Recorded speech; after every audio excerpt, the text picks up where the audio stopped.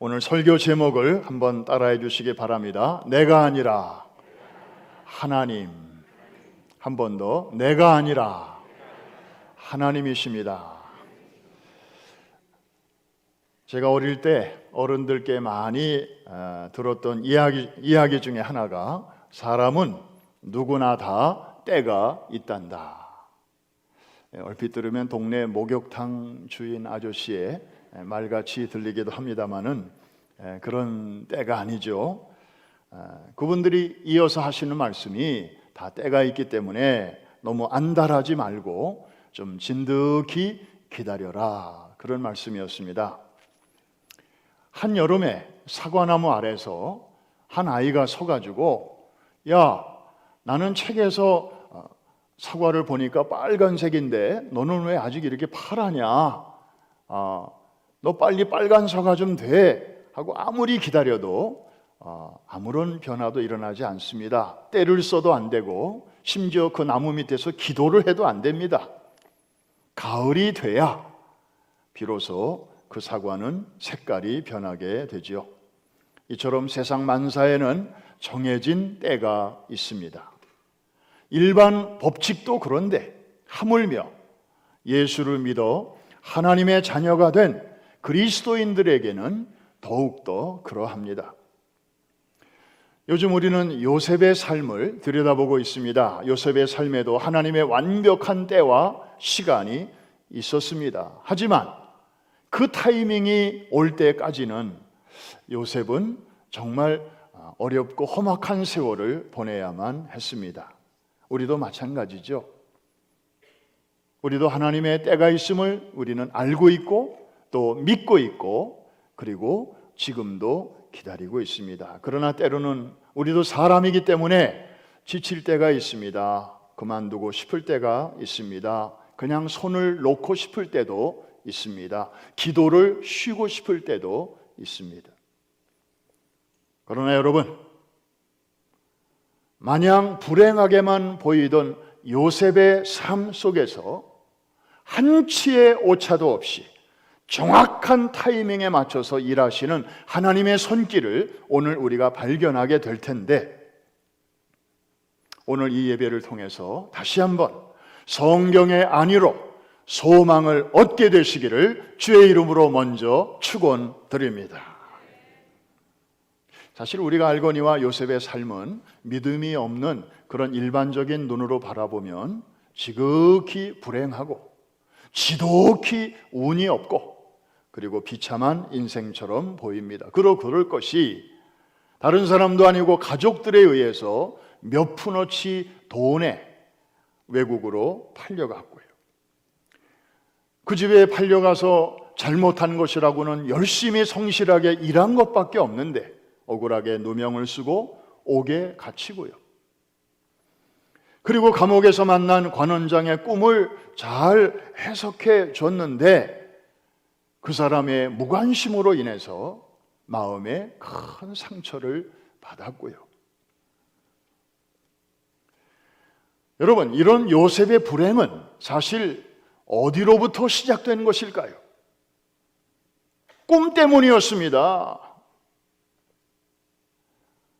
물론 그 꿈은 요셉이 꾼 꿈은 맞지만 내용적으로 보면 요셉의 무슨 장래 희망이 아니고 하나님께서 요셉을 통하여 이루고자 하시는 그 계획이 담긴 그런 의미에서 요셉의 꿈이라기보다는 누구의 꿈? 하나님의 꿈이었습니다. 그 꿈을 요셉이 어릴 적에 꾸었다 이 말이죠. 그런데 요셉이 철이 없다 보니까 그냥 여과 없이 그 꿈을 막 이 사람 저 사람한테 얘기했더니 미움을 샀습니다. 그래서 그 꿈 때문에 요셉은 사실 타국으로 팔려가게 되었습니다. 그런데 여러분, 초창기에는 요셉이 이 꿈 때문에 피해를 많이 봤는데요, 나중으로 갈수록 그 동일한 꿈 때문에 요셉은 회복을 경험합니다. 오늘 스토리는 이렇습니다. 어느 날 바로 왕이 꿈을 꾸었습니다. 1절, 언제 꿈을 꿨는지 같이 한번 읽습니다. 시작. 만 2년 후에 바로가 꿈을 꾼즉 자기가 나일강가에 서 있는데, 자, 여기 시간이 나오죠.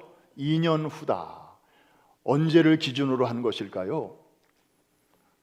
술 맡은 관원장이 복직이 된 그때를 기준으로 해서 2년이라는 세월이 지났다. 다시 말하면 요셉은 2년 동안 감옥에 더 있었다. 아주 힘든 시간이 2년이나 계속됐다, 이 말입니다.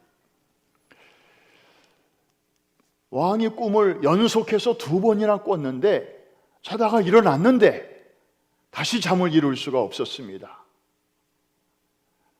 직관적으로 이게 뭔가 우리나라에 되어질 일인가 보다 라는 생각은 들었는데 그 구체적인 내용을 알 길이 없는 거예요. 다음 날 아침에 점성술사 또 그 내노라 하는 전문가들을 다 불러들여서 왕의 꿈을 해석하라고 했지만 어느 누구도 속 시원하게 푸는 자가 없었습니다. 왕은 화가 납니다. 호통을 칩니다. 궁중의 분위기가 뒤숭숭해졌습니다. 그때 술 맡은 관원장의 머릿속에 뭐가 하나가 확 스쳐가는데 그 친구가 있었지. 누굴까요? 요셉이었습니다. 2년 만에 생각이 나는 것입니다. 여러분, 이쯤에서 한번 생각해 보자고요. 제가 요새 가끔 설교 중에 가정법을 씁니다. 역사에는 가정이 없다고 하지만 What if? 만일에 그때 그 일이 그렇게 진행이 되지 않고 이렇게 진행됐으면 어떤 일이 생겼을까? 한 번쯤 생각해 보는 거 도움이 되잖아요. 만일에 2년 전에 그 술 맡은 관원장이 이제 복직이 되자마자 요셉을 기억하고 관계 요로를 찾아다니면서 이보시오 내가 감옥에서 이런 청년을 만났는데 알고 보니까 억울하게 지금 옥살이를 하고 있습니다. 이 청년을 좀 구해 줍시다 해가지고 일주일 만에 혹은 한 달 만에 요셉이 석방이 되었다고 한번 가정해 보십시다. 성경의 스토리가 어떻게 전개됐을까요? 무슨 일이 일어났을까요? 요셉이 일찍이 석방은 됐겠지만 오늘 이 순간처럼 요셉이 바로왕 앞에 서게 되는 일은 가능하지 않았을 것입니다. 왜? 그때는 바로왕이 꿈을 꾸지 않았을 때니까. 왕이 요셉을 부를 일이 뭐가 있겠습니까? 사랑하는 성도 여러분, 여러분 다 이제 인터넷 시대에 인터넷 나름대로 전문가들이시지 않습니까? 핸드폰이나 혹은 아이패드나 또 노트북이나 집에 있는 데스크탑 거기 앉으면 내가 원하는 자료를 이렇게 클릭을 하면 이 커넥션이 아주 스트롱하거나 또 아주 내용이 간단하면 즉시 내가 원하는 자료가 팍팍 나오면 기분이 좋잖아요. 요새 한국은 인터넷 그 스피드 경쟁 시대다 보니까 그런 말이 있어요. 나보다 같은 회사에서 나보다 늦게 들어온 후배가 나보다 이 직급이 올라가는 거는 내가 참을 수 있다. 그러나 내 인터넷의 와이파이가 느린 거는 나는 참을 수 없어. 이런 말이 나올 정도니까. 사람들이 아주 빠른 걸 좋아하잖아요. 그런데 어떤 때는 내가 눌렀는데 저런 사인이 계속 나올 때가 있거든요. 바로 저거. 저게 뭐예요? 이 버퍼링이라고 하는 거.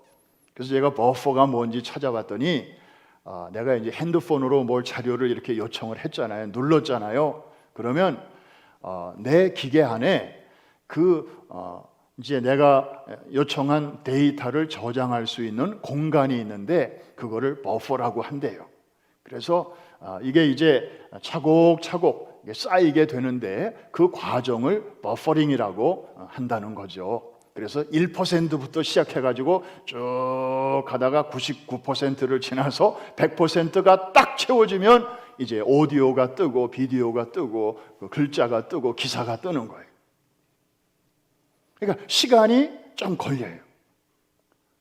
그런데 저게 지금은 사진이라 저렇게 정지됐지만 실제로는 저게 빙글빙글 돌아가잖아요. 그 사인은 뭘 의미하는 거예요? Data is coming. Data is on the way. 지금 자료가 나한테로 오고 있다는 사인이죠. 그런데 덩치가 클수록, 자료가 묵직할수록 시간이 조금 더 걸리는 거예요.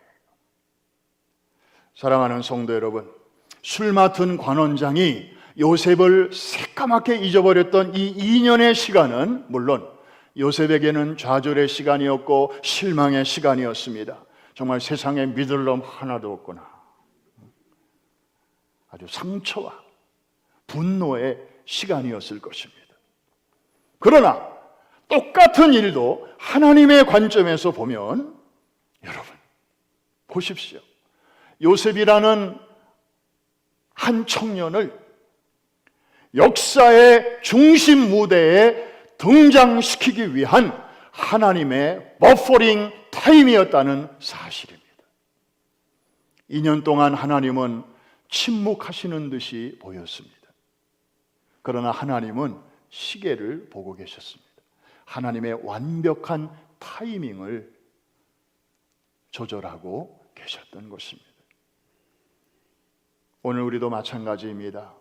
신앙생활을 하다 보면 때로는 하나님이 막 길을 그냥 너무나 이렇게 일찌감치 막 미리미리 열어주셔서 뜻하지 않게, 아유 하나님 감사합니다. 애들도 이렇게 잘 되고 가게도 이렇게 잘 되고 또 뭐 우리 부모님도 다 이렇게 잘 되고, 이 이민생활 팬데믹 시대 속에서도 다 어려운데 이렇게 잘 돼서 너무 감사해요. 그런 일들이 많은가 하면 양지가 있으면 또 음지도 있듯이 하나님이 나를 잠시 잊으셨나 보다. 그 술 맡은 관원장의 요셉을 잊어버렸던 것처럼 하나님이 지금은 침묵 모드로 들어가셨나 보다. 아무 말씀이 없으시네. 그러나 여러분, 버퍼링 타임입니다. 하나님이 여전히 일하고 계신 줄로 믿으시기를 바랍니다. 내가 원하는 자료가 아직 안 뜨고 있어요. 그냥 버퍼링 사인만 계속 나와요. 그럴 때 우리는 막 답답해요. 아유 왜 이렇게 더디지? 아유 못 참겠어. 그러나 여러분, 우리는 알잖아요. 이게 계속 움직인다고 하는 것은 Something is coming. 뭔가 지금 오고 있구나. 조금만 기다리면 뜨겠구나. 우리가 인터넷을 사용하면서는 그런 기대와 소망을 갖고 있으면서도 하나님이 하시는 일에 대해서는 참지 못하고 기다리지 못하고 믿지 못한다면 하나님이 얼마나 섭섭해 하시겠습니까? 이해가 되시는 분들만 아멘. 야, 내가 인터넷만 못하냐? 네 손에 있는 핸드폰만도 내가 못하게 보이냐? 하나님이 그렇게 생각하시지 않을까요? 기가 막힌 하나님의 타이밍에 맞추시려고 하나님은 2년을 기다리신 거예요. 그리고 바로에게 꿈으로 나타나신 거예요. 그리고 요셉을 역사의 무대 중앙에 세우신 거예요. 그 전에 요셉 옥에서 꺼내봐야 별 볼 일 없을 거거든요. 그래서 사도 바울은 갈라디아서 6장에서 우리에게 이렇게 권면하고 있는데, 저 말이 참 이제는 이해가 되실 겁니다. 여러분 각자에게 주시는 하나님의 음성으로 들으면서 같이 한번 큰 소리로 읽습니다. 우리가 선을 행하되 낙심하지 말지니 포기하지 아니하면 때가 이르매 거두리라. 여러분 저기 버퍼링 사인이 이렇게 배경으로 있는 거 마음의 눈으로 보이십니까? 예, 우리의 신앙생활에도 그게 있습니다. 그런데 낙심하지 말라고, 포기하지 말라고. 때가 이름에 때가 나오네요. 카이로스, 하나님의 시간입니다. 버퍼링이 끝나는 순간 저 때가 이르게 될 것인데, 한번 따라합시다. 때가 이름에 거두리라, 나오리라, 보이리라. 할렐루야. 감옥에서 나온 요셉은 드디어 당대 최고의 권력자인 바로왕 앞에 서게 됩니다. 여러분 여기서 잠깐 한번 그림을 그려보십시오.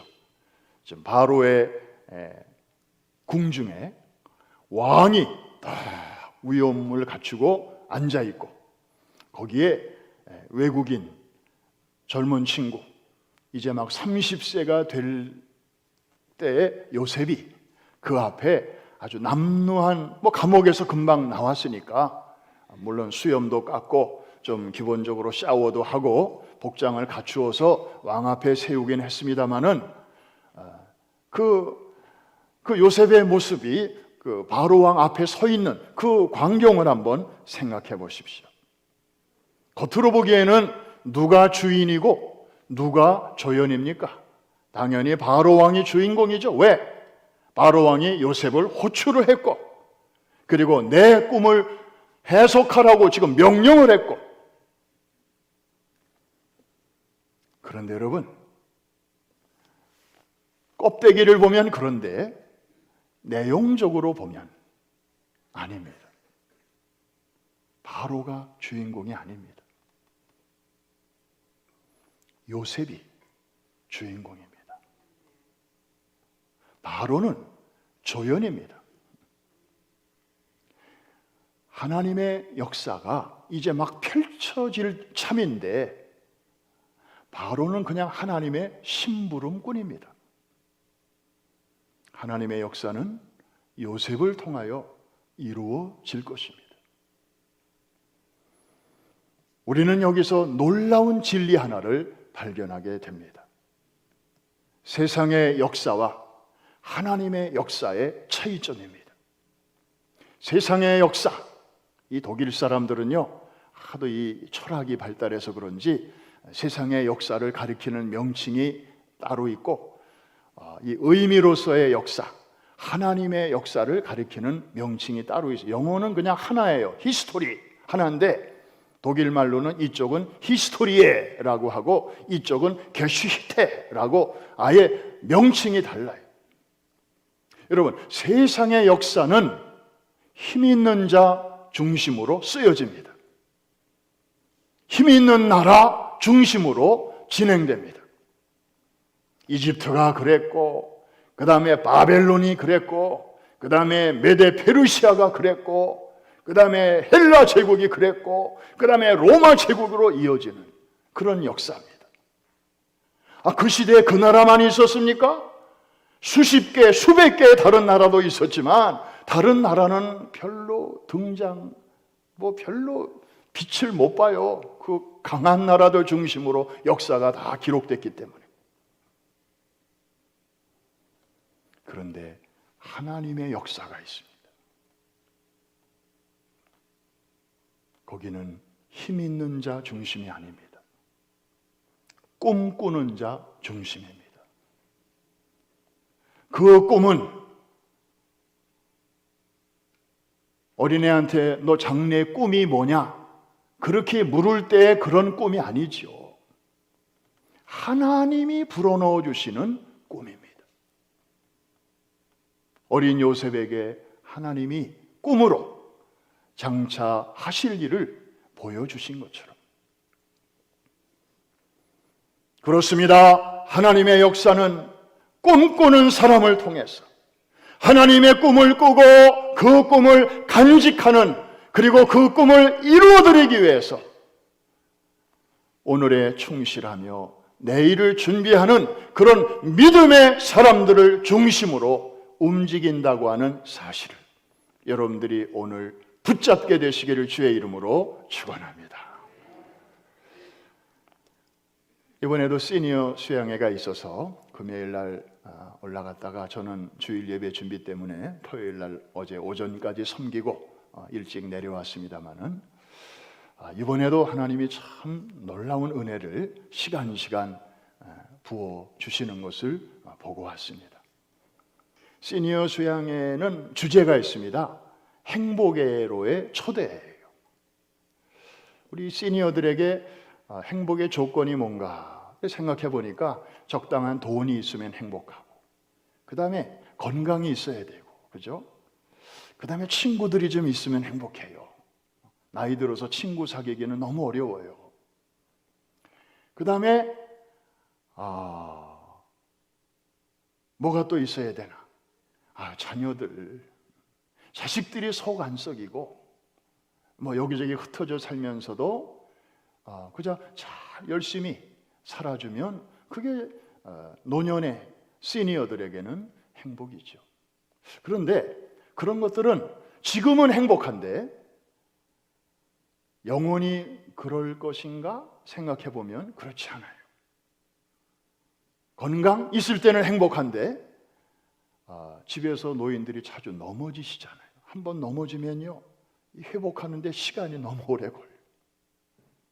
우리 석창호 집사님 어제 의학 강의를 제가 들어보니까 정말 우리가 새겨들어야 할 내용이 참 많은데, 사람이 태어나서 어느 나이까지는요, 이 세포가 계속 이렇게 털갈이를 하는 것처럼 계속 바뀌어요. 그래서 젊었을 때는 다쳐도 금방금방 상처가 아문대요.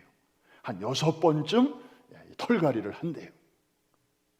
그런데 나이가 60대 중반이 넘어가면 그 털갈이 과정이 스탑된대요.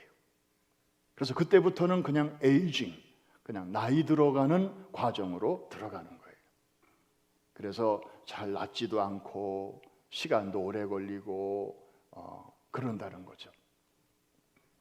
그러니까 이런 돈, 건강, 친구, 자식 이런 것들은 별일 없을 때는 행복한데 살다 보면 또 삐걱거리는 수도 있고 자녀들이 사네 못 사네 그런 얘기 들리기도 하고, 그러면 이제 마음이 그냥 이렇게 어수선해지는 거죠. 행복하지 않아요. 그러니까 이런 것들은 다 템포러리 행복이에요. 행복의 초대라고 할 때에 그 행복은 그런 시시한 일시적인 행복이 아니고 지상에서 천국까지 이어지는 행복, 할렐루야, 시간에서 영원으로 이어질 수 있는 그런 행복을 우리 시니어 수양회에서는 말하는 것이에요. 세상에 그런 행복이 있나요? 그 행복 파는 데 있나요? 그런 행복은 오직 꿈꾸는 자들에게만 하나님이 주시는 행복입니다. 어떤 꿈인가요? 바로 하나님이 주시는 꿈이죠. 우리가 죽기 전에, 하나님 앞에 서기 전에 내가 이 땅에 있는 동안에 해야 할 일, 하나님의 나라와 또 뭇 영혼들의 구원을 위하여 내가 이루어 드려야 할 그 일, 그 일이 없다면 사실 우리는 이 땅에 남아있을 이유가 없는 사람들 아니겠습니까? 근데 하나님이 아직도 이 엄중한 팬데믹 시기에도 불러가지 아니하시고 저와 여러분을 이곳에 남겨주신 목적이 있다면 그 이유는 단 하나, 아직 해야 할 일이 남아있기 때문에. 그걸 우리는 꿈이라고도 부르고 동의어로는 사명이라고도 부릅니다. 장래 희망을 말하는 게 아닙니다. 한번 따라합시다. 꿈, 사명. 이번에 시니어들이 그 꿈을 붙잡게 되는 것이에요. 지난 1, 2차 때도 그랬고 그 꿈을 발견하니, 여러분 이미 이분들은 나이로 봐서는 세상이 줄 수 있는 꿈은 다 경험해 보신 분들입니다. 그리고 다 지나갔어요. 더 이상 붙잡을 꿈이 없어요. 그래서 그냥 조심조심하고 살다가 하나님이 오라 하시면 그때 이제 가야지 그러고 살고 있었던 분들이에요. 그런데 하나님께서 꿈을 주시니까 제가 가만히 보니까 눈에 생기가 돌기 시작하고요. 얼굴이 그냥 상기가 되죠. 그리고 해야 할 일이 딱 마음에 이렇게 정리가 되니까 마치 물 만난 고기들처럼 그렇게 주님을 찬양하고 그리고 기뻐하고 서로를 위로하고 격려하시는 그런 모습을 지난번에도 봤고 이번에도 보고 있습니다. 내일까지 이제 진행이 되니까 하나님께서 마지막 시간까지 또 얼마나 큰 은혜를 주실는지 정말 기대가 됩니다. 그런데 여러분, 제가 그 말씀을 다시 반복하려고 하는 게 아니고 그때 일어난 기적도 대단한데 그게 전부가 아니라는 것을 여러분들에게 지금 말씀드리려고 하는 것입니다. 3개월 전에 그 시니어 수양회 때에 기적이 일어났습니다. 그런데 지난 3개월 동안 하나님께서는 그 수양회를 마중물로 사용하셔서 놀라운 일을 지금 진행하고 계십니다. 아직은 수면 밑에서 이게 진행되고 있는 일이기 때문에 하나님의 일은 좀 신중하게 해야 되거든요. 조금 뭐가 좀 있다고 해서 화들짝 대단한 것처럼 얘기했다가 나중에 또 착오가 생기면 얼마나 무한한 일입니까? 그래서 지금은 아주 묵직한 일이 수면 밑에서 진행 중에 있는데 상당히 지금 진행되고 있는데 아직은 수면에 드러나지 않은 단계이기 때문에 여러분들에게 지금은 다 말씀드릴 수 없지만 때가 되면 하나님의 타이밍이 되면 여러분들에게 다 보고할 때가 있을 것입니다. 사랑하는 성도 여러분, 한 가지 중요한 사실이 있습니다. 하나님의 역사는 힘 있는 자들을 통해서가 아니라 꿈꾸는 사람, 하나님의 꿈을 꾸는 믿음의 사람들을 통하여 과거에도 그랬거니와 지금도 진행되고 이루어진다는 사실, 여러분들을 꼭 붙잡게 되시기를 주의 이름으로 축원합니다. 조금 있으면 그때 강단에서 말했던 그 얘기가 바로 저 얘기를 두고 하는 얘기였구나. 아마 그때쯤이면 고개를 끄덕끄덕 하시는 분들이 많을 것입니다. 사랑하는 성도 여러분, 이제 마지막 대목입니다. 요셉은 바로의 꿈을 해석하기 위해서 바로 왕 앞에 딱 섰습니다. 그런데 한 가지를 먼저 분명하게 밝힙니다. 바로 16절인데 같이 한번 읽겠습니다. 시작. 요셉이 바로에게 대답하여 이르되 내가 아니라 하나님께서 바로에게 편안한 대답을 하시리이다. 오늘 설교 제목이 저기서 나왔습니다. 한번 따라해 주실까요? 내가 아니라 하나님. 다시 한번, 내가 아니라 하나님이십니다. 무슨 얘기입니까? 제가 이제 왕의 꿈을 해석해 드릴 텐데요, 그 해석의 말은 제가 하지만 그 해석의 능력은 나로부터 나오는 게 아니고 바로 제가 섬기는 여호와 하나님께로부터 오는 것임을 제가 분명히 말씀드립니다. 이겁니다. 여러분, 요셉은 정말 당시 세계 최강대국의 황제 앞에서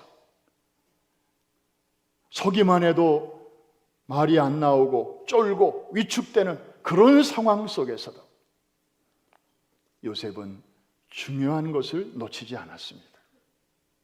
내가 아니라 하나님이시라고 하는 사실을 그 왕 앞에서도 분명하게 증거하고 있는 것입니다. 여러분, 바로 왕은 그 당시에 그냥 인간이 아니었어요.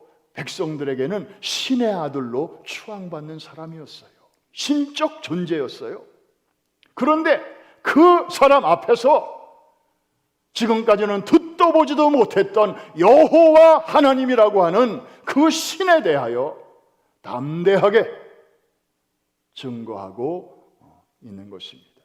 말로만 말한 게 아니고 그 다음에 그의 꿈의 해석을 통하여 그 하나님이 정말 능력의 신인 것을 말로만이 아니라 삶으로 증거했던 것입니다. 사랑하는 성도 여러분, 우리 프라미스 교회가 우리 주변 사람들에게 좋은 교회, 훌륭한 교회로 바깥에 알려진다면 참 고마운 일이고 또 감사한 일이죠. 하지만 동시에 매우 조심스러운 일이고 어떤 면에서는 참 위험한 일이기도 합니다. 오해 없이 들으시기를 바랍니다. 왜 그런가요? 여러분, 교회 밖에 세상에 가장 먼저 알려져야 할 이름은 교회 이름이 아니고 목사의 이름이 아니고 바로 하나님의 이름이어야 될 줄로 믿습니다. 지금도 역사 속에 현존하시며 일하고 계신 그분의 이름이 먼저 저 사람들에게 와 닿아야 될 줄로 믿습니다. 저 교회가 훌륭하다. 저 교회 성도들의 수준이 참 괜찮다. 우리는 그 정도로 만족해야 할 사람들이 아닙니다. 저 교회 성도들의 겸손과 섬김으로 살아가는 모습을 보니, 그리고 저 교회에서 국내 그리고 해외에 펼치는 사역을 보니 정말 저들이 섬기는 하나님이 살아있는 신임이 틀림이 없구나. 정말 저들이 섬기는 하나님이 대단한 분이 맞구나.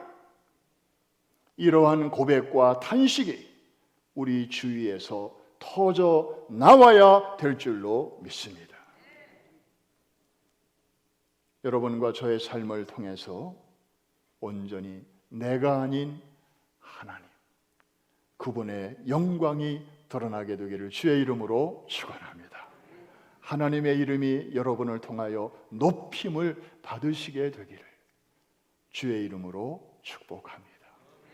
나라의 임하시오며 이름이 거룩히 여김을 받으시오며 뜻이 하늘에서 이룬 것 같이 땅에서도 이루어지는 이 아름다운 역사가 우리 교회를 통하여 여러 성도들 한 분 한 분을 통하여 믿지 않는 자들 가운데서 선명하게 드러나게 되기를 주의 이름으로 다시 한번 축복합니다. 기도하겠습니다.